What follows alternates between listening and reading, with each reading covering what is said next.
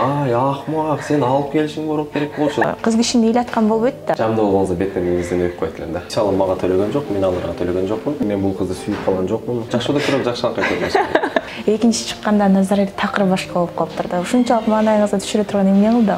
Менин жашоомдо ал кыз менен ортосунда эмнелер болуп өттү, муну бир гана мен билем да. Ал сен качан чыгара турган кыз? Мен балким ал кыздын аброюну деп жакшыртым, эч нерсесин айтпадым да. Өтө жаман нерселери бар беле. Жок, көпчүлүгү сени жактырып калды деп айтып атат. Корейский сериалдар окшо ыйлай элекмин буга чейин кыздын аркасынан. Хайп үчүн бардыңызбы? Назар аябай катуу ыйлады деп. Кызтеке болуп, ажы кыздан бир гей болуп, бир гей парадка барып алсам, кайгырып жүрөк эзбеңчи апа, кайгыдан азап жебеңчи апа. Кыргызды уят кылдың, сен намыссыз, шерменде. Эркек эмес экенсиң. Туугандар мени туратчу, андыктан дагы бир жолу сурайм, кечирип коюңуздар. Эми Назар Алиге жага турган кыз кандай болуш керек? Только бизди уят кылдың, андай кылдың деп. Бүткүл элге бүтпөгөн бакыт сунар, биздин кыздар баа жеткис, асыл сыңар.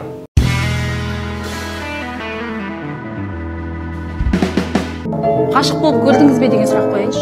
Адам болгондон кийин адамда махаббат калат. Эгерде махаббат сүйүү жок болсо, ал адамдын сезими жок болот. Таныштыкка келген болсок, жалгашпайт менимче. Жалгаспайт.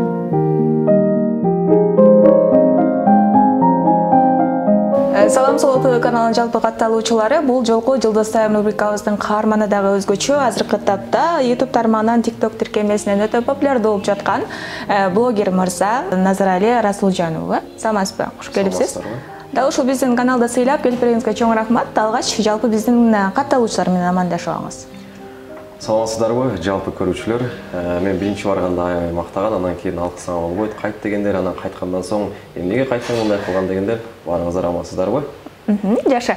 Анан мынакей азыр ушундай суроо жаралат да, бул азыркы келген мырза блогер экен, андан башка дагы эмне кесип менен алектенет, деги эле ал ким деген суроого жооп бериңиз. Кеңири өзүм жөнүндө маалымат бере турган болсом, менин аты жөнүм Расулжанов Назар Али. Ош облусуна караштуу Ноокат районунун Белөргө айылынын тургуну болом, жашым 25-те. Азыркы учурда блогерликтен сырткары тойлорду алып барам, тамада болуп эмгектенем. Андан сырткары телефон бизнесим бар өзүнчө. Булардан дагы сырткары туулган күндөргө видео куттуктоолор жасайм. Жакшы. Мурунку ностальгия Арно концерт бар эмеспи? Ошону жаңыча стиль менен алып чыккан десем болот. Эң сонун.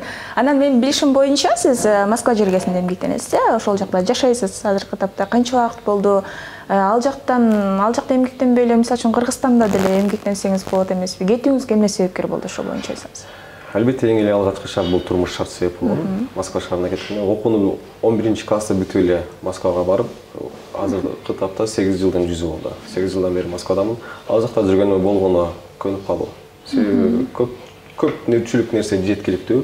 Мисалы ошол эле жумушумду мен Кыргызстанда да кылсам болот, бирок ал жака көнүп калгандыкка байланыштуу ошол жактан алдында ниеттер бар. Буюрса, ушул жылдын башында Кыргызстанга келип, өз ишимди Кыргызстанда улантышым керек болчу, бирок кээ бир шарттарга байланыштуу азыр деле Москвадамын. Анан мынакей Назар Али, негизи эле эми мен деле кыз баламын да. Анан интернет тармагынан көрүп, бир чети жиним келсе, бир чети мындай кызыктуу суроолорду даярдап келдим. Эмне үчүн кыз куруп калгансыз, Казакстанга эмне кыз издеп кеттиң деген суроону мен деле бергим келип турат. Келем ушуга жооп бербейсиң. Баруунун максаты? Баруунун максаты албетте эки достош өлкөнүн достугун, ынтымагын дагы да бир аз болсо бекемдөө, бир саламдык кошуу максаты болчу, бирок тилекке каршы ишке ашпай калды. Назар Али, ал жакка деген барууну мен интернет тармагынан көрдүм. Көпчүлүк эле бул гонорар алуу менен дагы барышат экен депчи. Шарттары кандай экен? Мүмкүн биздин мырзалар дагы барабыз, казак кыздарга барып келели дегендер болуп калсачы. Бул маселе боюнча көпчүлүк эле суроо берди. Ал жакта дагы, бул жакта дагы. Негизи алар мисалы мага төлөгөн жок, мен аларга төлөгөн жокмун. Эч кандай шоу дагы эмес, башка дагы эмес болгон. Эгерде чындыгында жашоодо өз жарыңды табууда кыйналып жүргөн болсоң, балким ошол жактан бактыңды сынап көрсөң болот. Ошондой эле мен дагы табууга кыйналган жокмун. Болгону эки достун ынтымагын бекемдөө максатында өзүмдүн жарымды издеп бардым. Анан Кыргызстандан кыз таппай, же болбосо Кыргызстандыктан тоголтпай кетип калган жокмун. Болгону эки мамлекеттин ынтымагын бир аз болсо дагы Кыргызстандын жарандыгы катары өз салымын кошкум келген, бирок болбой калды. Анакей ал жакта деген айтып калдыңыз, 3 учак, 10 машина менен бардым, анан башка болдум депчи. Анан ал казак кыргыз бир тууган экенин башка менен деле тастыктасак болмок да, бир гана эми кыз издеп эмес да. Албетте, бир гана кыз издөө максатында эмес, бирок ар кандай максатта ынтымагын бекемдесең болот. Бирок менин ошол учурдагы көргөн вариантым ошол болду мен үчүн. Ал кыздын эмнеси жакты?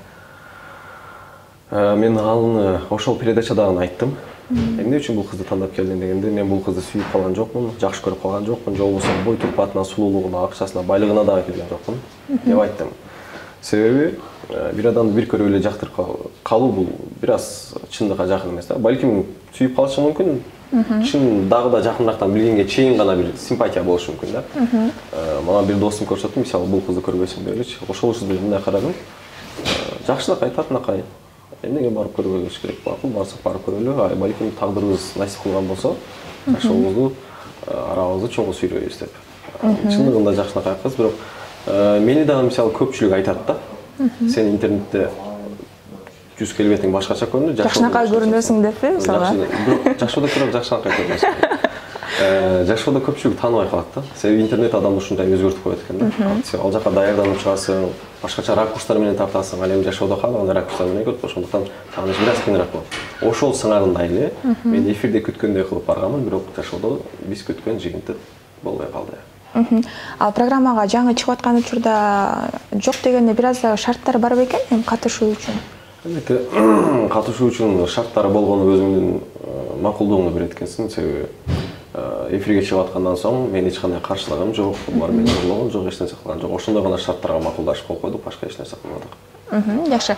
Анан мынакей бардыңыз, биринчи чыкканда негизи сиз аябай башкача болуп чыккансыз да, ушундай жайдары, бардык нерсе көңүлүңүз ток. Анан экинчи чыкканда назар такыр башка болуп калыптыр да. Ушунчалык маанайыңызды түшүрө турган эмне кылды ал? Ушунчалык маанайды түшүрө турган өзү негизи ал жакта эфирде дагы буга чейинки берилген суроо жооктордо дагы айтылбаган көп нерселер бар.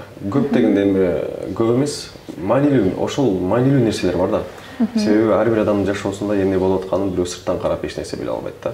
Аны билүү мүмкүн эмес. Андыктан менин жашоомдо ал кыз менен ортосунда эмнелер болуп өттү, муну бир гана мен билем да. Балким мен айткан себептер бир гана алар себеби эместир, балким алар бир гана учудур да. Калган себептерди мен балким ал кыздын аброюну деп жашырдым, эч нерсесин айтпадым да. Себеби туура эмес деп ойлодум. Буну көпчүлүгү болсо туура эмес үчүн алыптыр, сен мелыштанып, майдаланып, бир гүл үчүн ушундай кылып сыгы дептир. Андан башка нерселер дагы бар болчу, бирок аларды мен айтпаганды туура көрдүм. Мисалга эмнелери бар болушу? Азыр деле айтпай эле койгон жакшы, себеби кыз болгондуктан эмес. Өтө жаман нерселери бар бекен? Жок, өтө жаман нерсе дебейм. Жашоодо боло турган нерсе, бирок айткандын кереги жок. А биз ойлотпойбузбу тиги бир гүлгө ыраазы болбой же болбосо көзүнө тике карап сүйлөй койгон үчүн окшойт депчи? Жок, көзгө тике карап сүйлөгөн башка, уялган башка да. Мисалы, уялып тике карабаган башка, көңүл бурбай башка, көңүл бурбаган башка. Эгерде сен өзүм айткандай эле ошончо алыстан жүрүп, көпчүлүк айтат, алыстан келдим, өзүнчө башкача келдиң, анан бир эле гүл үчүн кетип калсаң сен кандай мелыш эркексиң дейт да. Анан ошондой алыстан келип атсаң, анан сен күткөн жыйынтыкты бербесе, сага жакшы көңүл бурбаса, анан мен аркасынан жүрө беришим керекпи? Мындай мага көңүл бурбойчу, пожалуйста. Алыстан келдим эле. Кой эми ошол алыстан келдим. Кыргыздар мен эртең барсам алып келбедиң деп урушат, эми рас келдим, алып кете берем, жүрө бер. Эл үчүн жашайбыз да. Элдер кой бизди жаман көрбөсүн, урушпасын, биздин жашообуз только элдин кызыкчылыгы үчүн деген көрүнүш, бул менин эрежем эмес. Бирок ал берүүнүн аягында ошол мүмкүн дагы бир шанс берип көрөсүң деген суроо жооптор болду ал жактанчы. Кыздын көз жашын ушинтип багыштап ыйлатып коюу, анан шанс бербей койгон болбойт го дейм. Бир аз аракет кылып көргөн жоксузбу? Аракет кылып көрсө болмок, бирок мен эч кандай эмени көргөн жокмун да, себеби раз ошончолук маани берилгенден кийин алыстан келдик, убакыт бөлүндүк, башында эле жакшы болбок да. Себеби көп мисал бар, бирок айтпай эле коеюн. Себеби башында эмне болгон болсо, ал акырын аягына чейин дагы ошол кайталанышы мүмкүн да, бир күн эмес болсо бир күн, андыктан аны башынан ар бир нерсени башынан токтоткон жакшы. Эң негизгиси эмнеге шанс берген жоксуң, токтотуп койдуң деп атат да. Шанс берип көрдүк дейли. Ал жерде аябай көпчүлүк айтат. Жок дегенде барып 2-3 күн жолугуп койсоң сенен эмне кетет депчи. Эң кыйыны мына ушунда. Биринчи жолугуп туруп сага жакпады, мен ага жакпадым балким да. Же болбосо биздин пикирлерибиз туура келбеди. Анан кой, балким туура келип калыптыр, жашай берем, дагы жолугушуп көрө берейинчи деп үмүт берип, же болбосо ал мага үмүт берип. Арадан 1-2 күн өтүп кайрадан жолуктук. ал биринчи күнү эле ошондой боор басып калды деп ойлой элем. Мисалы жактырып калган болушум, мен мисалы жактырып калды деп ойлобойм, бирок көпчүлүгү сени жактырып калды деп айтып атат. Балким ушундайдыр. Башында ушунчалык жакшы көрүп аткан болсо, экинчи күнү ал жакшы көрүшү дагы да катуураак болот. Үчүнчү күнү балким бир жолу мага көнүп калаттыр. Анан раз төртүнчү келип туруп, башында эле мага жаккан эмес. Мен мамилебизди токтотобуз десем, ana ушундай эң азабы ушундай болот. Андан көрүп башында эле токтоткон жакшы. Чем акырына келип азап болуп, корейский сериалдарга окшоп, ыйлап, болуп, ыз ичип, Ада ошо сиздин барганыңызды уккан досторуңуз, жакындарыңыз кандай кабыл алышты? Апаңыздан сырткары? Апамдан сырткары эл, баары бир эл да. Элдин каалоосун, табитин таба албайсың. Себеби эл ошонусу менен элчилик деп коет. Биринчи барганда досум болобу, тааныш болобу, тааныбаган адам болобу, баардыгы колдоду. Молодец, красавчик, кыргыздын жигити, лишь бы бизди уят кылба, мен сени билем. Делай, короче, депчи. Анан эле ушундай эле жакшы реакциялар болуп аткан. Анан бирок көпчүлүгү алдаштың болбойт. Бирөөсү кыргыздын кызына кайт десе, бирөөсү ал сен билбей эле барып алдың, ал мурункуларын көрүшүң керек. Ал сен пачаңды чыгара турган кыз. Ал просто алсаң рол көрсөтүп атат, ал тигиге барбайсың, буга барбайсың деген андан көп. Андан кийин хорошо болуптур эми, алардын оюн угуп көрөсүң, өзүң карап чечим чыгарып койсуң, демек туура эле турбайбы, ошондой деп чечим чыгарасың. Анан кайткан болсоң, ошол эле сага болбойт дегендер, ай акмак, сен алып келишиң керек болчу, раз бардың, алып келбейт экенсиң, эмнеге бардың анда? Ошону бияка корутсаң болбойбу дегендер. Себеби бул баары эл да, элчилик. Эл ушунусу менен эл. Элге жакпайсың эмне кылсаң деле. Мынакей болду, бүттү ал программа. Анан негизи эле ушул кыз кишини ыйлаткан болбойт да. Аны жакшы билсеңиз керек. Мүмкүн сизди дагы бирөө ыйлатып коюшу мүмкүн же мүмкүн сиз деле бирөөгө ыйлап көргөн болушуңуз керек. Ыйлай элекмин буга чейин кыздын аркасынан. Балким алда ыйлайттырмын же билбейм, бирок эми ыйлатып жүрөсүз. Жок, ыйлатып жүрөм деп дагы андай катуу айтпайм. Себеби бирөөнүн көңүлүн уткандан корком, чындыгындачы. Мен ушундай, себеби апамдан ушундай акыл алам. Аял эгерде үйгө бир нерсе сурап келсе, апамда жок болсо, ошону тапканга аракет кылат да. Көпчүлүгү мени апам таткасын дейт, андыктан бирөөнү ыйлатыш мен үчүн кыйынчыраак турат. Эгерде ошого бир олуттуу себеп болбосо. Эми кыздын ыйлаганына келе турган болсок, ал жерде Шакерим мырза айтты, барчу. Кыздын ыйлатпайсызбы, сөз бересизби деп айтты. Мен ооба, ыйлатканга эч кандай себеп жок деп айттым. Муну кандай мааниде айттым? Биз бири-бирибизди түшүнбөй калдык да. Эгерде мындан ары биздин мамилебиз улана турган болсо, бул кызды капа кылбай, жакшы кылып, ухаживать этип карап алам деген мааниде айтылды да. Мисалы, сүйлөшүп кете турган болсок депчи. Андан кийин эле дароо таанышканга уланабы деп жооп берип, суроо берип атпайбы? Меники ошончо болуп өткөндөн соң улануштун кереги жок болчу да. Анан мен ошол учурда эле жок деп токтоттум да.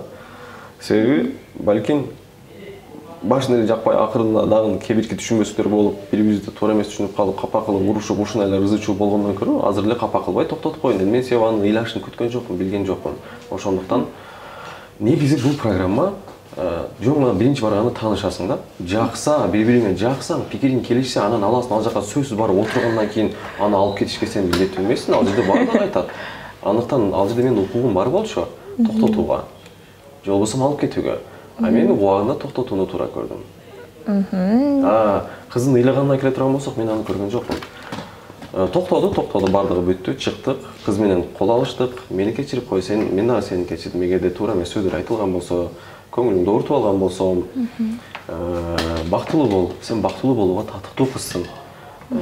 Болгону мен сени тең эмесмин, сен аябай жакшы кызсың, сен аябай жакшы бала, өзүң да жакшы баланы таптагын, бактылуу болуу деп айттык. Ал дагы мага бакыт каалады, ал дагы кечирим сурады. Андан соң кеттик. Себеби ал жерде кетесиң да, эфир бүттү ал жерде. Эфир бүткөндөн кийин эле барып раздевалкадан кийимимди алып кеттим. Кеткенден кийин эле мага бирөөчү апам айтты, апамдын эсемесин окудум, аябай катуу ыйлады деп көрсө, мен кеткенден кийин ал жакта ал кызды отургузуп интервью бериптир. Эгерде мен ошол жерде кыздын ыйлаганын көргөндө жүрөгүм чыдабай болчу ал жерде. Кандай болсо дагы баары жууатканга аракет кылмакмын да. Эми азыр деле мисалы казактын кызы болобу, өзбектин кызы болобу, баары бир аялзат да. Аялзат эне. Андыктан келечектеги бир эненин, бир апанын көңүлүн оорутпойм туура эмес. Мен үчүн бул аябай ыңгайсыз. Азыр деле өзүмдү ыңгайсыз сезип жүрөм. Алдыда Кудай буйруса барып казак элинен, казак кызынан, Сулукат кызынан алдынан кечирим сурап өтүү максатым бар, сөзсүз түрдө. Бул эң биринчи максат дагы, эң биринчи пландагы иш. Жакшы. Интернет тармагынан өзүңүз баягы кечирим сурап дагы видео жөнөтүпсүз. Ага эмне себеп болду? Буга эч нерсе себеп болгон жок, болгону менин совестим. совестім. Бәлкім бұған мен ушуну кылышым керек эле, кылбашым. Бирок мен буну кылууга милдеттүү эмесмин да. Таң калдым. Көпчүлүк адамдар кыргызды уят кылдың, кыргыздын жигиттеринин намысын түшүрдүң дептир да. Мен ал жака барып алып, ичип чегип отуруп алсам, же болбосо ал жака барып кызтеке болуп, ажы кызданып бир гей болуп, бир гей парадка барып алсам, башка бир нерсе кылбасам, болгон өзүмдүн каалоо менен бардым, бир кызды көрдүм. Ал жерде өзү негизи башы жөн эле таанышып көрүп, бардым, болду, үйлөнүшүң керек деген азыр айтып өткөн эле эреже жок. Андыктан туугандар мени тура түшүнгөн. Болгону таанышып көргүм келди, эгерде жакшы ала турган болду. Биздин пикирлерибиз туура келбеди, кайттым. Кыргызды уят кылдың, сен намыссыз, шерменде, мен сени сыйлашым, мени сыйлабайм, тигиндей экен, мындай экен деген сыйлай турган адам эч нерсеге карабай сыйлайт да, бири-биринчи. Адам бул кемчиликтүү, ката кетирет. Мен дагы мисалы, эгерде эл ката кетирдим деп эсептеген болсо, мен таналам. Мен ката кетирдим, айып менде. Андыктан дагы бир жолу сурайм, кечирип коюңуздар. Менде адашуучу бар. Бирок бул катачылыгымды алдында түздөп оңдогонго аракет кылам. Анткени ката кетиргендин эң жакшысы бул өз катасын түшүнгөн. Жакшы. Мисалы үчүн ошол ал программа бүттү, Борбор калаасына келдиңиз, канча убакыт болосуз? Эми алдыда пландар негативди таштайлы, алдыдагы пландарды айтып бербейсизби? Алдында пландар болсо Кыргызстандын өнүгүшүнө салым кошуу, кичине болсо дагы. Кыргыз элибиздин көбөйүшүнө салым кошуу, алдында өзүбүздүн кызыбыз 8 миллионго. 8 миллионго. Азыр жана бирөө айтып атты. 7 миллион төрөлбөдүбү? Ооба. 7 миллион төрөлгөндө ай бойдоктор какой-то 7 миллион төрөлүшүнө силер салым кошкондо фантасыңар да деген ошонусу. Буюрса 7-чиге кошпосоктан 8 же болбосо 19 миллионго салымды кошуп калабыз, алдыңкы убакытта. Жакшы. Бул жакта көп эле болосузбу же кайра эле кетесиз? Бул жакта кыска убакыт эле, мисалы билеттин ичинде дайым эле ушундай менде. Москвадан келем, 2 күн, ашып барса 3 күн турам, же болбосо 10 күнгө жетпейт, кайра эле кайтып. Азыр биз экинчи бөлүмү, бул комментарий бөлүмүнө өтөбүз. Биринчи эле комментарий бул жашоо сүртүмдөрү 2021 деген кыздан келген экен. Назар, уят кылдың, кондоз бири-бириңди түшүнбөй калдыңар, дагы бир жолугушуу болгондо баары жакшы болот беле дейт. Уят кылган болсо мен сизден чын дилимден кечирим сураймын. Ага көп телефон урбаңыз, себеби көп кабатырлануу бул ден соолукка зыян. Ал эми экинчи жолугушуу болсо, экинчи жолугушуу балким дагы ушундай болмок дагы. Убакыт көпкө созулуп кетип, кыз боор басып калды, анда дагы да катуураак ушулак. Кайры Исабаева дейт. Мен блогермин дегенде эле хайп үчүн барды деп ойлодум эле дейт. Хайп үчүн бардыңызбы? Ушул жерге жооп берейин. Балким мен хайп үчүн барбасам дагы, бирок менин аркамдан хайп жараткандар аябай көп жаралып кетти. Мен аябай кубанычтамын, себеби менин аркамдан кимдир бирөөлөр хайп жаратып, өзүн көрсөтүп атат, өзүнүн баракчасын көтөрүп атат. Демек мен кимдир бирөөгө пайдалуу болуп атам. Изабелла 020421. Неге Назар сен алсыз эркек экенсиң дейт. Алсызсызбы? Балким күчтүүдүрмүн. Себеби керектүү чечимди керектүү моментте, учурда кабыл кыла алдым. Кайрат Абдыкаров 1991. Биз уят кылдың кыргыздын жигиттерин арзыбаган хайп жоругуң менен кундуз казак калкы силерден кечирим сурайм дейт. Байке аябай ойлонот Кайрат мырза. Ойлонбоңуз. Алхамдулилlah сабыр дейт. Назар не балеге калтырдың келип ушунча кыргызга тил тийгиздирдиң, эки улутту кырылтып дейт. Кырылтып? Кайсы жерде көрдүңөр? Менин аркамдан бирөө менен кырылып, бири-бирин атканын, өлгөнүн. Адам мындай сөз да эле сүйлөй бересиңер, түшүнбөдүм. Бирок кайсы дагы жаман айтасыздарбы, жакшы айтасыздарбы, бул сиздердин пикириңиздер. Ар бир адамдын өзүгө жараша пикири бар, бирок өзүнүн деңгээлине жараша.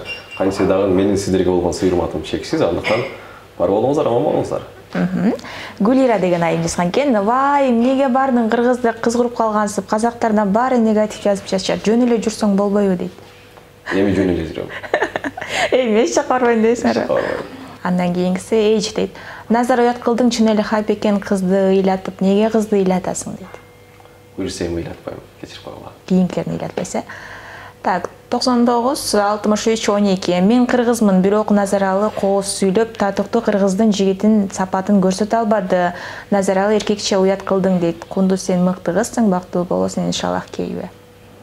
Бактылуу болсун, мен да сиздин тилегиңизге тилектешмин. Эмнеге эркекче уят кылдың деп көпчүлүк мырзалар жазып атышат? Алар кайсылар? Өзүнүн колунан эч нерсе келбеген. Бир нерсе жасап көрүүнөн корккондор. Мындай кылсам, мындай болсочу, мындай болсо деп корккондор. Хотя мен жана айткандай эле пенде адашуучу. Мен бул учурда балким бир нерсе жасап алып уят кылгандырмын. Чындыгында эгерде сиздер муну аябай чоң глобалдуу уят кылуу деп эсептесеңиздер, анда мен дагы бир жолу сиздерден кечирим сураймын. Бирок эч нерсе кылбагандан көрө хотя бы бир нерсени кылып көрүп, адашсаң аны кайра түзөп кеткен жакшы эмеспи? Андыктан мен уят кылсам дагы, башка болсом дагы өкүнбөйм. Максатбекова дейт, сенин кылганың жигиттикке жатпайт, эркек эмес экенсиң, кызды ыйлатып кеттиң, юбка эле кийип алып барбапсың да дейт. Сиз менен жолугушубуз керек экен, эркек эмес экенин көрсөтүш керек окшоп туруп атат. Кийингиси Данин дейт, бардыңбы, барганга жараша до конца көрүшүң керек эле, эркек болгондон кийин бир күн эле жолугуп болбойт экен да, өтө кыска ойлулук дейт. Кундуз сонун кыз экен дейт. Вот именно. Көрүш керек болчу. Жашоодо көп учурда аялдар дагы, эркектер дагы, мисалы, жашоодон ала турган болсок, мен үйлөнүп алдым, жашай берейин, балдарым бар, жашай берейин деп өзүнүн жашоосун кор кылып, бала үчүн же болбосо каяктагы бир принцип үчүн жашай беришет да. Ошол учурда өзүн унутуп калат. Жашоодо ар бир адам өзүнүн кызыкчылыгы менен толук кандуу жашоого, жашоодон рахат алып жашоого укугу бар. Ошол эле катарда менин дагы. Назгүл 8100. Азаматсың, колунда бинти бар кызга жакшы жооп бердиң, ишиңе ийгилик, ырларды окуп жүрө бер. Негизи биздин кыргыздын жигиттери кыйын дейт. Жамда болгоңузда беттен негизден өпүп койт элем да. Чоң рахмат. Гүлнур дейт, адам негизи жашоодо кандай, эфирде кандай, ошондой болуш керек, эфирде башка болбойт дейт. Туура айттыңыз. Эфирде мен күткөн башка болчу, жашоодо башка болуп калды. Эми эмне кыл дейсиңер? Эфирдеги кызды мен өзүм жасала албайм, туурабы? Абдуллах деген байке жазыптыр. Назар, эми кайта жөнө, Москвага пересадка менен 3 самолет, 10 такси менен тез жөнөгүн дейт. Чоң рахмат, сиз тосуңузчу. Кийингиси Алим Мусабаев деген ага жазыптыр. Назарга сурак, эгер керемет адам болсоң, неге Кыргызстандан кыз таба албадың? Кыргызстанда да жакшы кыздар бар чыгар дейт. Ушул видеону алдын түрдүрүп көрсөңүз, сизге жооп бергенмин. Келиңиз, ушул кыргыздын кыздары дегеле өзүңүздүн оюңуздагы, көңүлүңүздөгү кыз айым кандай болуш керек? Эми Назар Алиге жага турган кыз кандай болуш керек? Назар Алиге жага турган кыз Назар Алинин адамы болуш керек. Ал кыздыкы болсо Назар Али болуш керек. Болгону мен бой узун болсун, сулуу болсун, боемосун, боёнсун, билимдүү, диплому бар, тигиндей деп айтпаймын. Эгерде өзүңдүн адамың болгон болсо, ал сулуу, куникпи, бой узунбу, же болбосо кичинекейби, желкең алып жүрө турганбы, айырмасы жок. Сенин адамың болгондо, но менин адамым дейсиң дагы, кандай гана кыйынчылык болбосун жашап кете аласың. Эгерде анын сен сулуулугун же болбосо башкасын жактырып турмуш курган болсоң жашоодо, кээ бир учурлар бар, анын сулуулугу дагы жардам бере албай калат сагачы. Андыктан эң негизгиси бирок менин гана адам, менин адамым болгондо кандай эми уяттуу, адамда уят болсо, бардык нерсе болот да. Жакшы. Буюрса, өзүңүздүн издеген адамыңызды сөзсүз түрдө жолуктурасыз деген ойдобуз. Анан да ушул маектин аягында сиздин ыр окуп жүргөндөрүңүздү көрүп жүрөбүз. Аларга комментарийлер жазгандардын катарын толуктайбыз. Мүмкүн аялдар жөнүндө, апаларыбыз жөнүндө эки сап ыр окуп бересиз. Жарайт. Дурус айтасыз, анда биздин кыргыздын сулуу татынакай кыздары үчүн, эмне үчүн кыргыздын кыздарын карабай кеттиң дегендери дагы үчүн, кыргыздын кызы кандай сулуу татынакай, ыймандуу, тарбиялуу экендигин ыр менен мүнөздөп кеткен. Бул чыгарма биздин жаш акыныбыз Жолболду Султанбек уулу деген агабыздын калемине таандык. Биздин кыздар насиктиктен жаралып кайраттуулук, сулуулукка чагылып айбаттуулук, чечкиндүүлүк кылышат ар бир иште, чеңгелине чоп намыс карпап туруп. Гүлдөй болгон аялуу үлбүрөктүк, шамалга да тап берген дилдиректик, жашап келет баарынын тамырында жалтанбаган эрктүүлүк, куш жүрөктүүлүк. Бүткүл элге бүтпөгөн бакыт сунар, биздин кыздар баа жеткис асыл сыңар. Анда эмесе кийинки чыгарма апаларга арналсын. Бул чыгарма Артур Расулбеков деген илимдин калемине таандык. Эң негизгиси, эң алгачкы окуган чыгарма десем да адасып жаңылышпайм. Бул чыгарманы биринчи жолу окуганда мен үчүн аябай көп мээнет талап кылынган. Бул чыгарманы көргөндө эшикте жаман сонун кар жаап атканда, ошол учурду өткөзүп жибере албай, операторлор байкелер бар да тааныштар, аларга түнү чалгам 3-тө. Байке видео тартып бериңиз деп, ал конечно саат 3-тө жумуш менен экен, дагы бир досума чалгам, алыста болуп калган, келе албай калган. Ошол учурда камераны көчөгө көтөрүп чыгып алып, штативге коюп, өзүм арыга чурка барып, тартып кыйшак болуп калат, кайра барып, ошентип бир канча сааттын аралыгында көчөдөн өтүп кетип аткан жакшы бир тажик тууган бар экен, ошонун жардамына тартылган. Чыгарма окуп берейин анда. Сезилет мүнөт тездеши апа, суранам аны, сезбеңчи апа. Бат-баттан чарчап чалыгып калам, каарыдым балам, дебеңчи апа. Кайгырып жүрөк эзбеңчи апа, кайгыдан азап жебеңчи апа. Ал күчүм кетип алсырап калам, каарыдым балам, дебеңчи апа. Андыктан биздин бактыбызга ар бир эне, ар бир апа ден соолугу чын, өмүрү узун болуп, уул кыздарын озурун көрүп, бактылуу болуп жашасын. Сизге дагы чоң рахмат, мынакей алтында болгон убактыңызды бөлүп келип бергениңизге. Баштаган ишиңиз ийгиликтүү болсун, дагы да болсо ийгиликтерди күтөбүз. Кийинки келгениңизде дагы өзгөчө жакшы жаңылык менен келиңиз, дал ушул биздин Соло ТВ YouTube каналына. Жалпы кыргыз элине жана дагы биздин катталуучуларга жакшы бир кабыл тилек айтсаңыз болот. Кудай буюрса, кийин насип кылса келип калган болсом, мен аракет кылам силердин рахматыңарды укканы келгенче. Молодец, молодец, кыргыздын жигити, жарайсың, ушундай кылдың. Не только бизди уят кылдың, андай кылдың деп отурган эмес. Кудай буюрса, силерге рахмат алып келгенге аракет кылабыз. Жашап алды да, андыктан менин кааларым мага жакшы сөз айткандарга да, жаман сөз айтканыңыздарга баардыгыңыздарга мен чын жүрөгүмдөн ыраазымын. Себеби жакшы дагы, жаман дагы бул баары бир акыл насаат. Белким алар жаман мааниде айтты, жакшы мааниде кыңгырылып, жаман көрүп айтты, бирок мен сиздердин баардыгыңыздардын сын пикириңиздерди аябай сонун кабыл кылдым. Эмнеге дегенде, сын пикирди уга билген, көтөрө билген адам бул жашоодогу алдындагы жашоосун оңдоп кете алат. Андыктан сиздер менин жашоомду оңдоомго чоң мүмкүнчүлүк бердиңиздер. Андыктан сиздер бактылуу болуңуздар, аман болуңуздар, үй бүлөңүздөрдө тынччылык, аманчылык, молчулук болсун. Сак саламатта калыңыздар.